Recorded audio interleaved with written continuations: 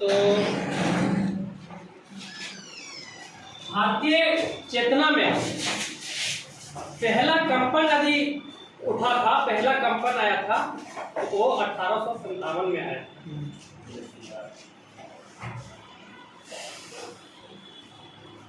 सबसे पहले चलिए इसी पे पहले बात करें। तो 1857 की क्रांति हम लोग पढ़े होंगे। तो उस समय हम लोग इतने अत्याचार थे, इतने तरह से प्रताड़ित किए जा रहे थे कि उस समय ये जो स्वतंत्रता संग्राम जैसे वर्ड को यूज करना बैन हुआ करता था। तो बीडी सावरकर यानी कि विनायक दामोदर सावरकर, जिन्होंने ये अभिनव भारत का पुराना नाम बात करें तो क्या सर? अभिनव भारत का पुराना मित्र मेला, जिसका गठन उन्होंने 1899 में किया था, 1904 में उसी का नाम चेंज करके अभिनव भारत किया गया।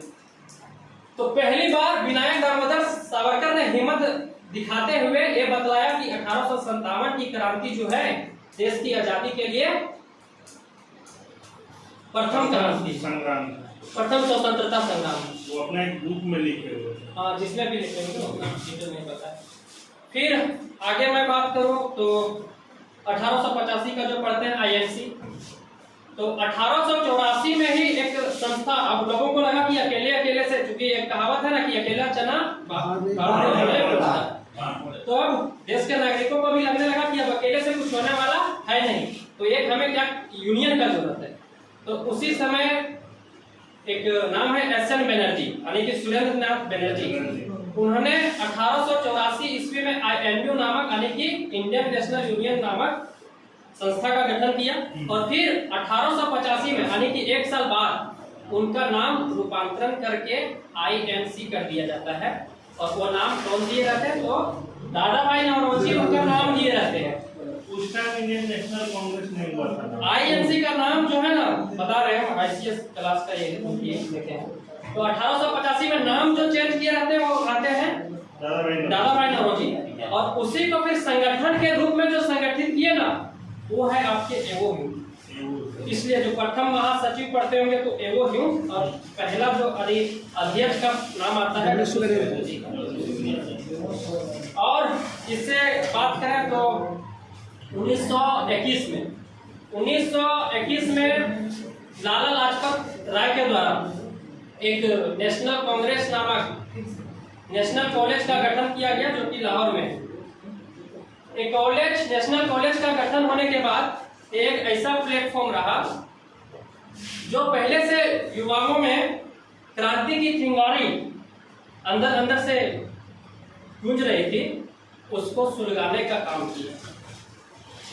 ये एक ऐसा प्लेटफॉर्म था जिसने सिखाया कि शिक्षा का मतलब सिर्फ 4 पेज को पढ़ लेने से या अच्छा स्कोरिंग कर लेने तक ही सीमित नहीं है, अपितु शिक्षा का जो वास्तविक मतलब है उसमें समझ की विकास होना चाहिए, तर्क शक्ति के बारे में आपने तक होना चाहिए, और कोई भी चीज को यदि आप कसौटी पर रख के देखें तो क्या सही है क्या गलत है, इस चीज के आपके अंदर समझ होना चाहिए।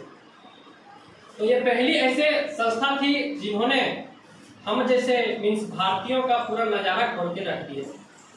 क्योंकि उससे पहले जो अंग्रेजों का नीति हुआ करता था कि इन लोगों का क्या किया जाए, माइंड को जो है ब्रेन वॉश कर दिया जाए, तभी तो उन लोग को सहयोग मिलता है डिवाइड एंड रूल, यानी कि फूट डालो और राज समाज को करने के लिए।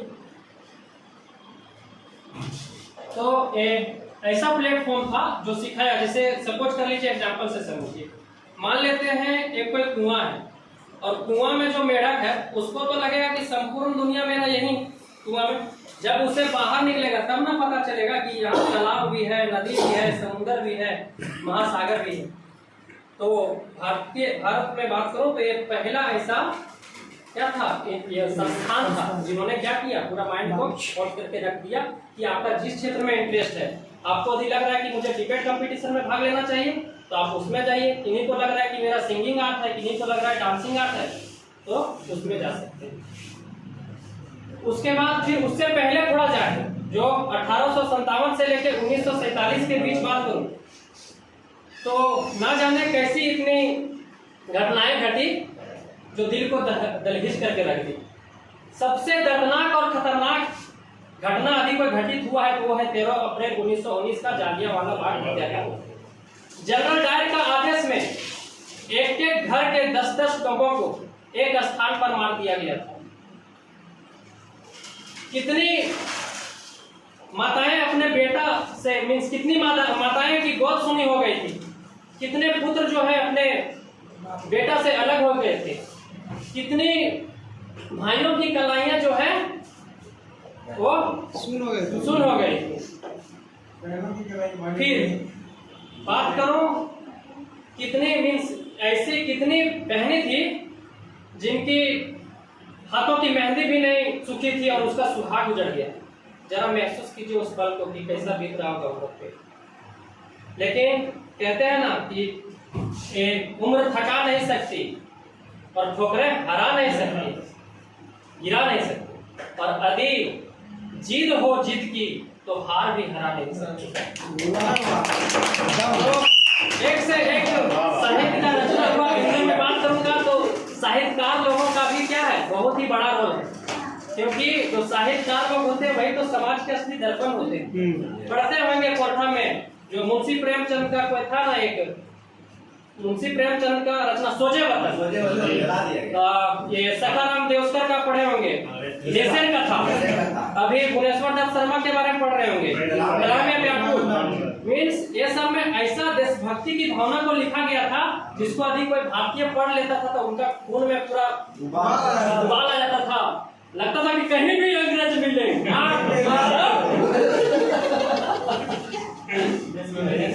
तो हाँ कहाँ थे आप, जरा थोड़ा बताइए तो। हाँ ये उबाल आ जाता था, साहित्य का है ना। तो फिर उसके बाद हाँ मैं बात करूं तो इसके बीच में ऐसा भी दिन देखने को मिला कि जब चूल्हे पर बर्तन चढ़ाए गए थे ना खाना बनाने के लिए, तो उस बर्तन के उतरने से पहले ना जाने जितने लोग का बर्तन चढ़ा था उनसे कहीं अधिक लोगों का गर्दन उतार दिया गया था। लेकिन उस समय यही साहित्य जो है वहां सपोर्ट किया था। उन लोगों ने याद किया उस पंक्ति को कि दरिया अब तेरा खैर नहीं, बूंदों ने बगावत कर ली है, और नादान ना समझ बुजदिल इसको लहरों ने बगावत कर ली है, और कुछ परवाने हैं मौत समय यहाँ, मरने का किसको खौफ यहाँ, रे तलवार तुझको भी झुकना पड़ेगा, गर्दन ने बगावत कर ली है। और सबके अंदर ये जुनून था कि चाहे कुछ भी हो जाए देश को आजाद कराना है। सभी माताएं के अंदर एक जुनून छा गया कि एक बेटा का 1000 बेटा को कुर्बान कर देंगे लेकिन देश की आजादी को चाहिए। सभी बहनों के अंदर ये जुनून छा गया कि एक भाई का 1000 भाई को कुर्बान कर देंगे लेकिन देश की आजादी चाहिए। सभी माताएं जो भी बोलेंगे, लेकिन सबके अंदर ऐसा छा गया था कि चाहे एक के बदले हमको 1000 भी कुर्बान करना पड़े लेकिन देश की आजादी चाहिए। और तब जाके 15 अगस्त 1947 को हमें ये आजादी मिली है। यदि और इसके बारे में जानना चाहते हैं तो कभी एक हिंदी का बहुत ही मशहूर गाना है कि परदेसी ये बात ना पूछो कैसे हम आजाद हुए, कितनी माँ की गोद सुन हो गई, कितने घर बर्बाद हुए, और तब जाकर के हम कहीं आजाद हुए। बाकी बहुत बहुत धन्यवाद। और भी लोग हैं, अब हम लोग को सीखने को मिलेगा। तो मैं अब अपना यही विराम करता हूँ। अच्छा चलिए एक दो देशभक्ति का जो शायरी है वो मैं आप लोग के बीच प्रस्तुत करता हूँ। कहते हैं कि इस दुनिया में मिल जाते हैं आशिक कई, इस दुनिया में मिल जाते हैं आशिक कई, मगर वतन से प्यारा कोई सनम नहीं होता। और नोटों में लिपट कर सोने में सिमट कर मरते हैं आशिक कई, मगर इस तिरंगा से खूबसूरत में कफन नहीं होता। चलिए मैं अपनी बातों को एक आखिरी शायरी के माध्यम से एंड करूंगा। तो कहते हैं ना कि क्यों मरते हो बेवफा सनम के लिए, 2 गज का कपड़ा भी नहीं मिलेगा तेरे बदन के लिए,